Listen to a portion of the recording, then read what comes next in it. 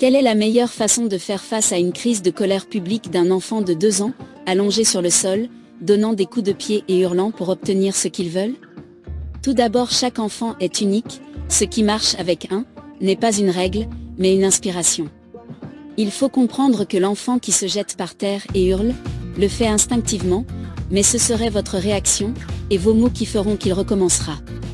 Il faut proscrire toutes les marques de malaise qui lui donnent le pouvoir. Tu me fais honte et tout le monde te regarde et tu me fais passer pour un monstre. En disant aux enfants qui crient que vous ne pouvez pas les entendre s'ils crient. Quand mon fils avait environ 2 ans, il avait de terribles crises de colère au parc, quand il était temps de rentrer à la maison. Au début, je lui disais simplement, il se fait tard, et je préparais la poussette, et il se dirigeait en pleurant vers la poussette en criant très fort. Au bout de quelques jours, j'ai eu une idée. Je lui ai dit que je ne pouvais pas l'entendre s'il criait, ou s'il piquait une crise. Je ne l'entends que lorsqu'il peut parler normalement. Il a été tellement choqué et surpris qu'il a immédiatement arrêté de crier.